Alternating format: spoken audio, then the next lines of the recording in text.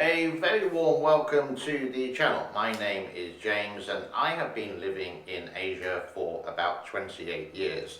Why did I come to Asia? A long time ago, around about 1993, towards the end of that, was M-O-N-E-Y. In the 90s it was such a lucrative place, but now, in 2022, how much does it cost to live in Asia? It's so difficult to actually give you a ballpark number because Singapore is really expensive, Japan, Korea are expensive places. But if we base this, let's say, on Thailand, here, Cambodia, for example, you can get an average. If you want to be comfortable, retired, comfortable, living here, $2,000 per month, 24,000. Let me go through this now, not including the flight. Your visa, first of all, on arrival. I'm just going to base this in Cambodia and maybe a little bit in Thailand. Cambodia, I can live here comfortably for about $1,600 per month.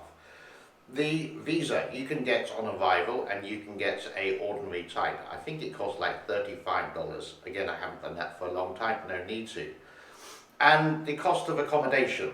Well, I have my own place here, but that's a different story. If you want to rent and you want a reasonably good apartment, air conditioning, one bedroom, not directly in the city centre, but maybe like 4 or 5 minutes drive away, you're looking about $300. There's so much to choose from.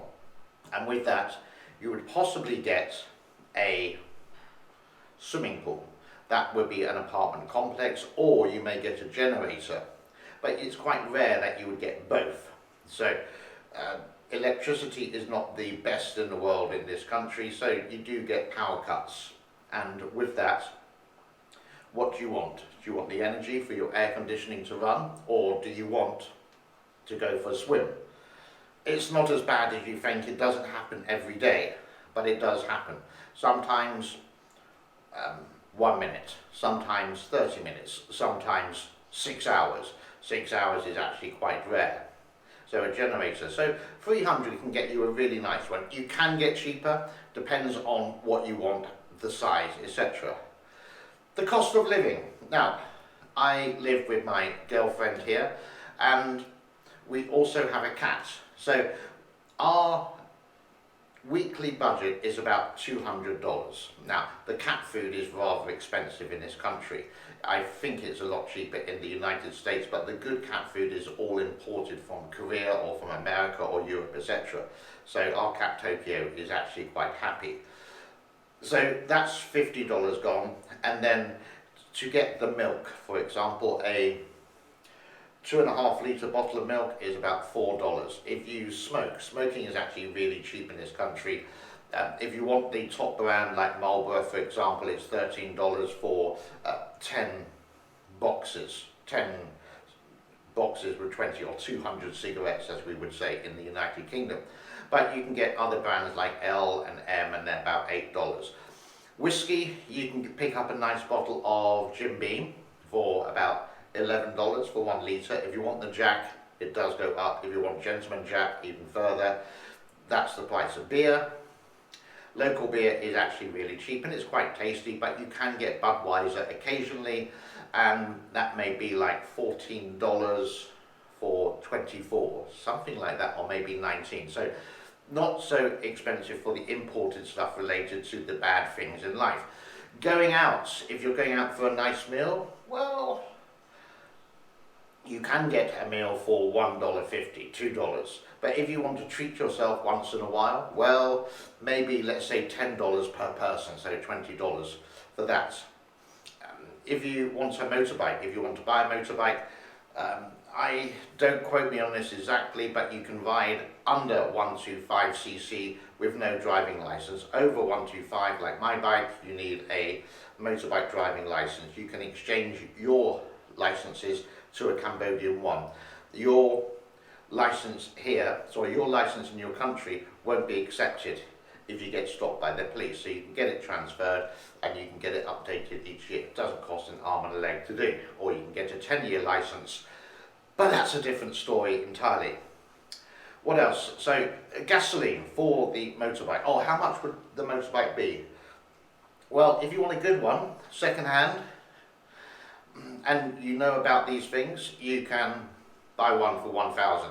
You can get a brand new Italian one actually for 1,005 called Benelli, something like that, Benelli, something like that. And that's just an automatic push and go kind of motorcycle, which is fine for getting around the town. But you can go up to the Honda ones, and they start from $2,000 up to $3,000.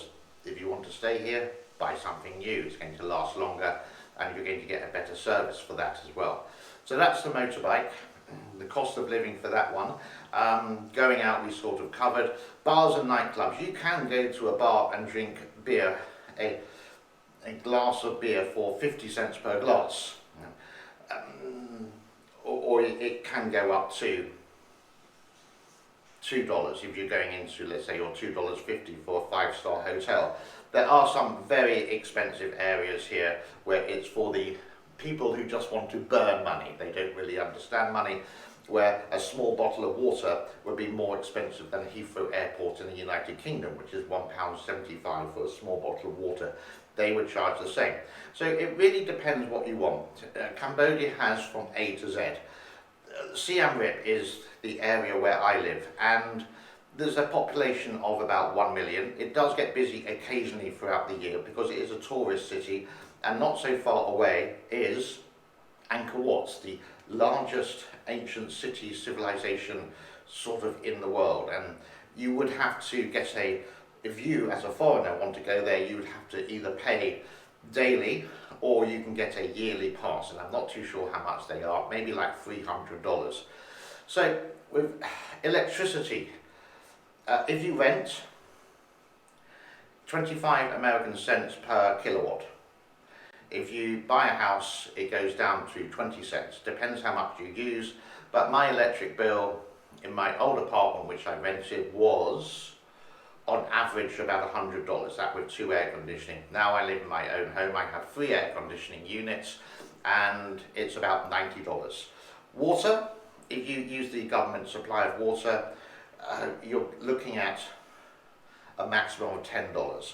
Mobile phone, if you have a smartphone, you can buy a SIM card, just need your passport to buy one, and you can quite easily have 8 gigabytes of data for $5 per month. So you can save $10 if you want to have phone calls as well. But the internet in the city centre is really good. The 4G network goes at 150 Mbps, and you can always top up. Quite easy to use. Everything in that kind of respect is in English. So many banks to use as well. The most popular bank here is something called ABA, and it's all mobile banking. It's so easy to use. You can transfer, you can pick up, transfer monies, you can pay for it using the applications like the QR codes, etc. So all in all, these are the costs of living at the moment in 2022. Did I do gasoline? No. Gasoline has gone up like in most countries, and I think it's like $1, just under $1.50 at the moment, like $1.30.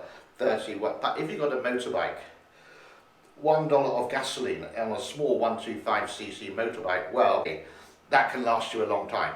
If you've got a bigger bike, then you're looking at, it's very expensive. How much do I pay? Around about $10 per month. I don't do a lot of driving, maybe like 150 kilometers, that's just under 100 miles per month, just going into the city centre and back once or twice a week. Things can be expensive, things can be incredibly cheap. There's no big shopping centre. There are some great supermarkets where you can buy a lot of the European food, etc. And there's lots of restaurants, from some of the best burgers to some of the Thai and Southeast Asian cuisine, all delicious. That's the cost of living. It's really hot today, and even though I'm in front of the air conditioning, I'm going to leave it there. Thank you very much. Bye-bye.